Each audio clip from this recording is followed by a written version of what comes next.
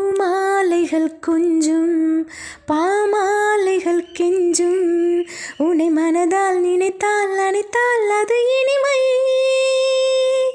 தோல் சேர்ந்திடும் கங்கை செவ்வாழையின் தங்கை என்னை ஒரு நாள் பல நாள் தொடர்ந்தால் அது புதுமை. கோவிலுக்குள் ஏற்றி வைத்த தீபம் அல்லவா காதலுக்கு காத்திருந்த காட்சி தந்ததோ.